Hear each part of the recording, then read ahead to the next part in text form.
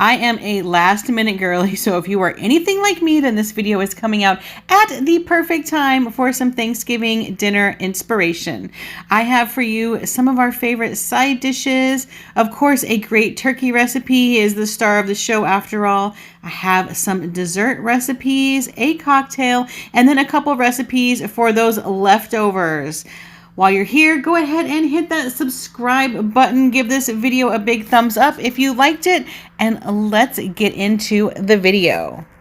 Of course, we have to start with a good appetizer, and this cranberry brie wheel is pretty awesome, impressive, and so easy to make. You're going to start by taking a small-ish bowl, turning it upside down on a baking sheet, and you're going to place your triangles of crescent dough around it with the corners touching. Put in some cranberry jam, or you can substitute any jam of your choice, pieces of brie cheese on top of that jam, and then fold the corners of those triangles of the crescent dough up. Brush with egg wash, bake at 375 for 25 to 30 minutes, let it cool, and garnish with some rosemary. This is so impressive. It is so good. You're going to fill up on this and might not want to eat the main dish, but anyway, you have to make this, that's for sure. I can't let you go, baby. I just want to tell you that. No.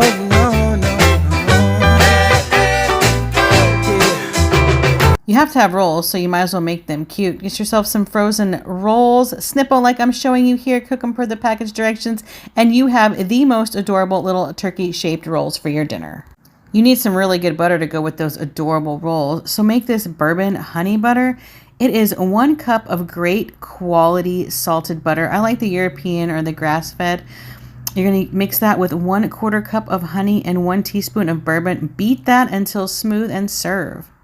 Next up is the star of the show, and once you make this, everybody's going to want you to make the turkey every year, so beware because this recipe is that good. You're going to start by simmering 1/2 cup of salt with 1 quart of water. In the meantime, take your turkey and place that into a brine bag. Mine just happened to be quartered, but you can place your whole bowl in there. You're going to add your cooled salt mixture to 1 cup of buttermilk to temper it. Pour that over the turkey in the brine bag. You're going to add a palmful of coriander, fennel, mustard seed, pepper, some bay leaves, cinnamon, rosemary, thyme. You're going to throw in an onion, some garlic, oranges, apples, all to your heart's content, you decide. And you are going to kind of mix that up a little bit and make sure all of the air is out of that brine bag and it is sealed really well and your turkey is covered. You're going to want to refrigerate this for at least 48 hours. Once that 48 hours is up, you're going to take that turkey out and pat him to a dry as a bone state. You want him super dry so your skin gets all crispy.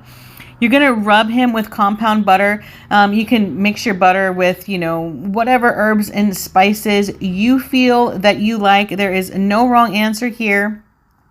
You're going to roast him on the veggies until he is done. A couple hours for my quartered pieces, but of course, longer if you're doing the whole turkey. They all have that button now, so cook them until that button pops up.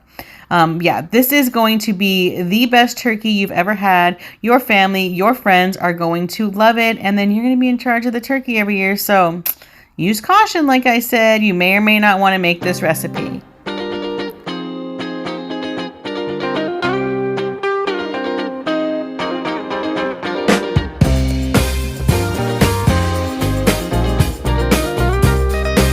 This cream corn souffle or corn casserole, whatever you call it, is the perfect side dish, and it's a must for any Thanksgiving. You're going to preheat your oven to 350 and grease your 8x10 dish. Take 1 box of corn muffin mix, 1 can of corn drained, 1 can of cream style corn, 1 egg, 1/2 cup of sour cream, and 4 tablespoons of melted butter. Mix, and you're gonna bake that in your oven. I don't know, until it's set, basically. You're going to kind of just, wing it depending on your oven. But the key is to let it set for at least 40 minutes after. If you don't, the sugars aren't going to be right. It's not going to have the right consistency. So the key is to let it sit for 40 minutes once you take it out of the oven. But it is so good, y'all. Up next are these au gratin potatoes, and I will have the complete recipe typed out in the description box below. So run over there and be sure to get that recipe so you can make these for your Thanksgiving dinner. You can't have Thanksgiving without mac and cheese, and this is my Southern style mac and cheese recipe. You're going to start by boiling some water with about 2 tablespoons of chicken bouillon in there for flavor, with 1 pound of elbow macaroni noodles. You're going to get those nice and cooked up. In the meantime, grate 8 ounces of Monterey Jack, 8 ounces of sharp cheddar, 8 ounces of white cheddar. You're going to drain those noodles, but do not rinse them. You're going to grease a 9x13 dish, and you're going to melt 1/2 stick of butter and cut that up. In a saucepan, you're going to take 12 ounces of evaporated milk, 1 cup of heavy cream, all the cheeses. You're going to season it with Cajun seasoning, salt, garlic, and white pepper. Measure with your heart. You're going to pour the sauce over the noodles, mix, top with that cheese, broil for a few minutes, and serve. You can make this cranberry sauce today because it is good in the fridge for 3 weeks. You're going to take a 12-ounce bag of cranberries, 1 cup of white sugar, 1/4 cup of water, 1/4 teaspoon of cinnamon, 1/2 cup of pecans, 1/4 cup of orange marmalade. Mix that all up in your 8x11 baking dish. Bake at 350 for 60 minutes, stirring halfway through. You're going to love it. This bourbon apple cider old fashioned is perfect, and I will have the recipe down below in the description box.